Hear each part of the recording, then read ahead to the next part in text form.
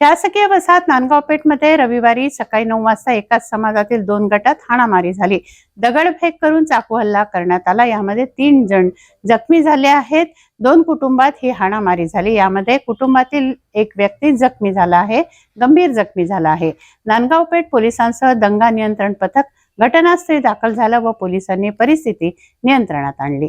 Nandgaon Peth police station हद्दीत असलेल्या शासकीय वसतिगृहासमोर तांड्याने राहणाऱ्या 2 कुटुंबात रविवारी सकाळी तुफान राडा होऊन एकमेकांवर हल्ला चढविण्यात आला। शिंदे व तांबे कुटुंबात दिवाळीच्या वेळेस पैशाचा वाद निर्माण झाला होता। तोच वाद रविवारी सकाळी उफाळला। अक्षरशः चाकूसह इतर साहित्याने एकमेकांवर हल्ला केला। या हल्ल्यात अनेक जण जखमी झाले आहेत। यात शिंदे कुटुंबातील 24 वर्षीय दादाभान सुभाष शिंदे याच्यावर चाकूने हल्ला केला।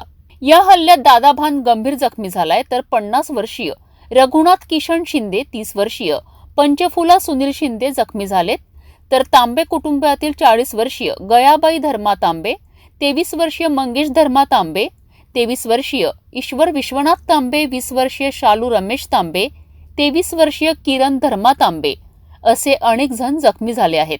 नांदगावपेठ पोलिसांनी धाव घेऊन जखमींना जिल्हा सामान्य रुग्णालयात उपचारासाठी दाखल केलाय। पोलिसांनी या प्रकरणात दोन्ही कुटुंबाच्या तक्रारीवरून गुन्हे दाखल केले आहेत।